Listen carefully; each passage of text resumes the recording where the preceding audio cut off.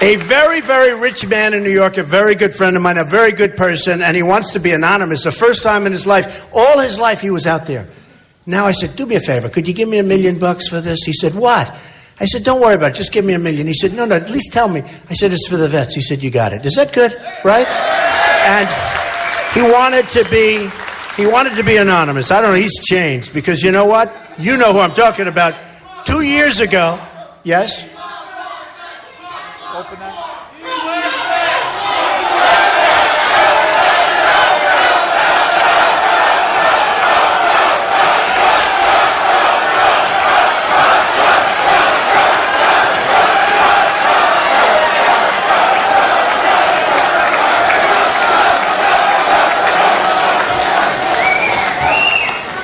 It really is too crazy, right? You know, I tell the story.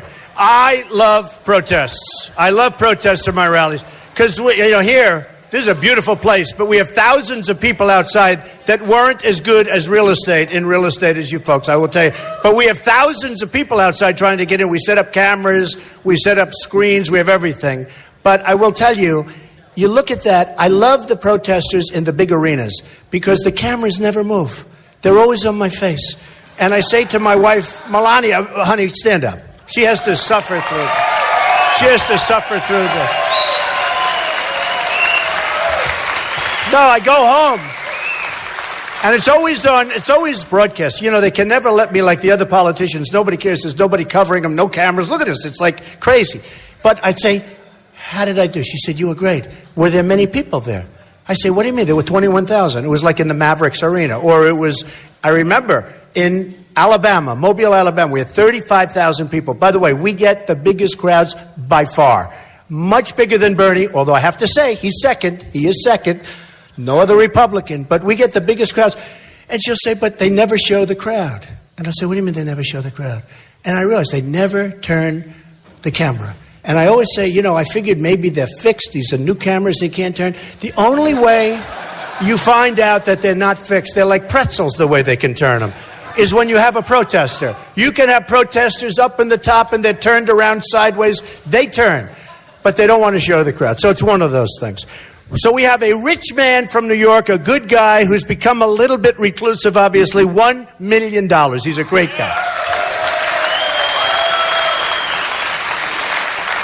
We have another unbelievable man, Ike Perlmutter from Marvel. He did such an unbelievable job. One of the great, great men of our country in terms of business and talent. And he's giving Ike and Lori Perlmutter $1 million.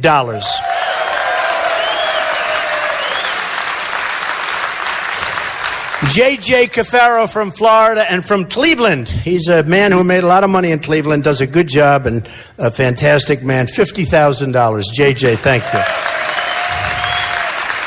Another great friend of mine, one of the most brilliant men you'll ever meet, a phenomenal world-class poker player. You wouldn't even know it. He doesn't do that for a living. He makes money for a living in every way. You cannot make a deal with this guy and come out on top. It's impossible. In fact, I'm thinking about him for China. How about him negotiating with China? Okay? China, this year in trade, will make over $500 billion in terms of our trade deficit. $500 billion. That's no partnership. And I'm a free trader. I love free trade. But we have to use our head. And we use political hacks to negotiate with the Chinese. And they have the smartest people. I deal with them all the time. I love the Chinese. They buy my apartments for millions. I have their largest bank in the world from China in one of my buildings. I love them. I'm not blaming the Chinese. I'm not angry at them. I'm angry at our politicians because we have people that are incompetent running our country. Why should we be losing in trade deficits $500 billion a year? So it's not going to happen. So if I took a guy like this, put him in charge, his wife is so incredible. Would you both come up? Mr. and Mrs. Phil Ruffin, come on up. Come up.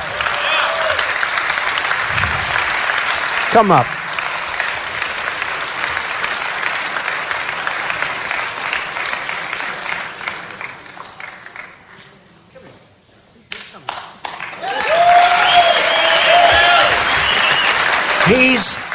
Never had anything. It's like everything he touches turns to gold. Whatever deal he goes into, he bought a piece of land in Las Vegas, spent $110 million. He sold it a few years later and made plenty of money in between for $1.3 billion, right? Just about 1.3. I think he says more. Every single day. So when he gives $1 million, it's like, you know what that says? 10 cents. But for him, very important. Phil Ruffin, just say a couple of words.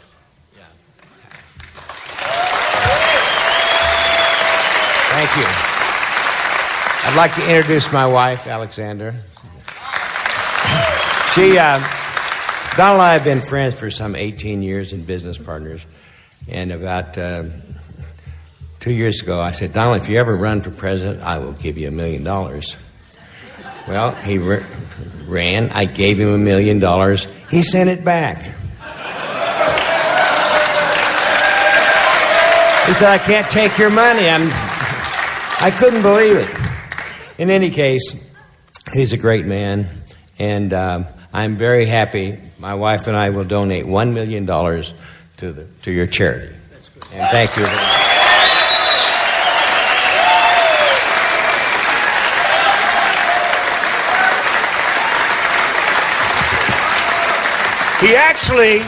He actually sent me $1 million. And he said, there's 10 or 20 more of them if you want it, if you need it. And I sent it back. I just can't stand it. You know, I'm self-funding my own campaign, right? I'm sorry. But all my life, I made money. I've always been good making money. I think I have great imagination, but I made money. And all my life, I did well. And my father always said, everything he touches turns to gold. That's why I use that same expression on him, because there's a guy, believe me, and I'm a fantastic guy. But he always said, everything my boy touches turns to gold. And what happened is I turned all this money down. They're calling and calling. They want to give me money because being number one, they all want to control you. They want to give you money, and now they call you. Remember, I gave you $5 million. I told the story about the Ford plant, about the Nabisco plant. So what happens is, all my life, and I'm turning down millions. And I was in Iowa in a different location. We had 4,000 people. And I went to those people. I said, listen, I don't feel good about turning down money. Because my whole life I've been greedy. I've grabbed all the money I could get. I'm so greedy. But now I want to be greedy for the United States. I want to grab all that money. I'm going to be greedy for the United States. And it's true. But I always felt guilty. So I'm in this beautiful place, and the crowd is lovely. I mean, we have the most incredible people in this country, in Iowa, but in this country. It's like a movement going on. The cover of Time magazine this week is a whole thing. It's a cover story. In fact, they have, there it is. Hold that up. They have the back of my head. They have the back of my head with a massive crowd in front of me, and they're covering the story. And I said, I didn't even know they were doing a story, and it's the cover of Time. They're talking about the movement. It is actually a movement. But what's happening is, I said to the crowd, let me ask you this one thing. Supposing, and I promise you I won't be influenced, could I take all this money? Because I'm turning away so much money. Stand up, please. Could I take all this money? And everybody went crazy. No. There was only one guy, and he was in the back corner of the room, and he was a crooked-looking guy. He was the only guy. He looked like such a crook. And he said, it's okay to take it. And I looked at that guy and said, I don't want anything to do with that guy. It's the only guy. So I feel a little bit foolish not taking the money. But you know, you look at a guy like Jeb Bush, he's taking 100 low energy. He's taking 120 extremely low. Oh, I shouldn't say this. He's debating right now. Maybe he's doing great. He's probably looking for me. He's saying, has anyone seen Trump? Where's Trump? Where is he? Where is he?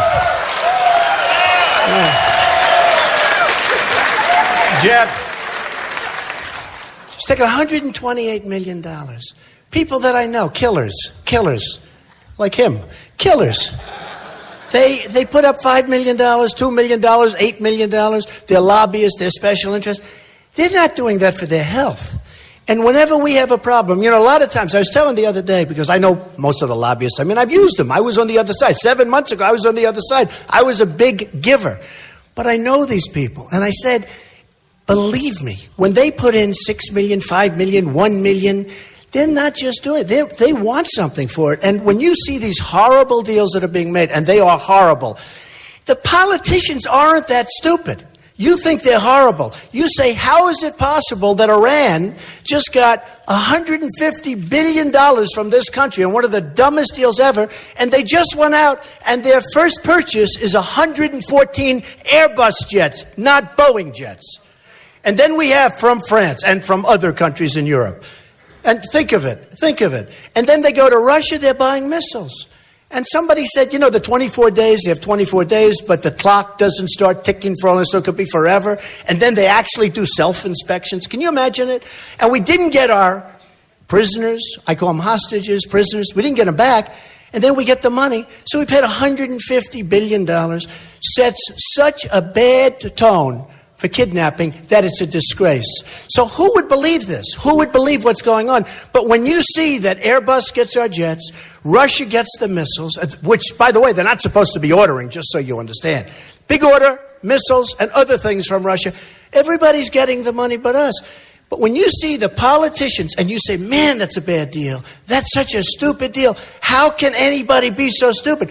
The reason is the politicians are being taken care of by their lobbyists and their special interests that have interests with Airbus, that have interests with Russia and missiles, that have Airbus with all of these people that are taking that $150 billion. Now, one of the things, and by the way, we have Mike Huckabee sitting right here.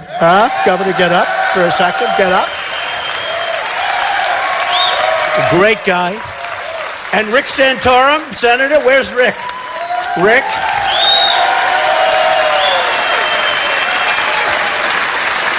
Hey, fellas, come up here for a second.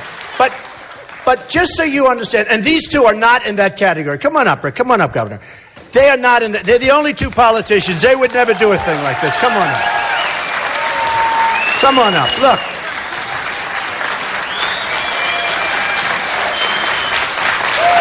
Stand up here.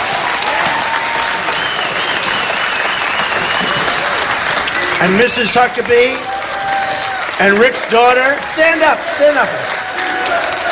USA. USA. USA.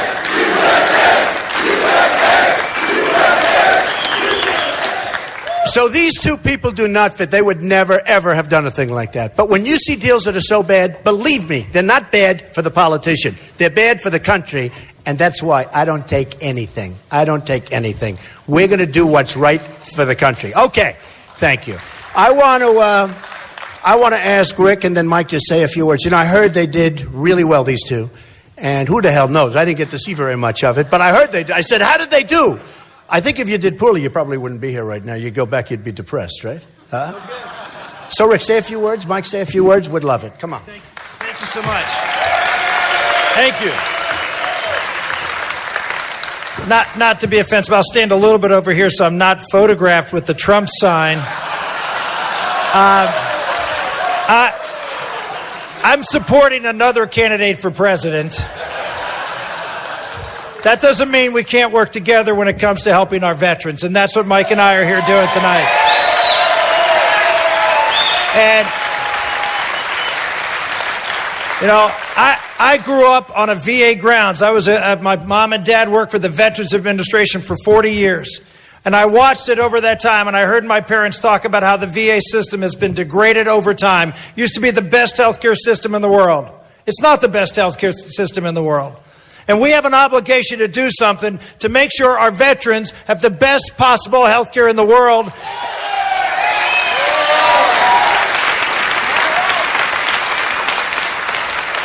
And we can give them that by allowing every veteran to go to any hospital in their community to get the care that they need when they need it.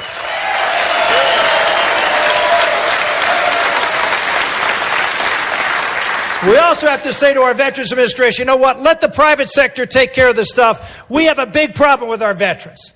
And I hope a lot of the money tonight that's raised, it goes for that. 22 vets a day commit suicide. 22 vets a day commit suicide because of PTSD and related mental illnesses. Here's what I'd like to do. Let's take all that money for the VA and let's put it into making the Veterans Administration a center of excellence to deal with PTSD and take care of our vets with their mental health problems.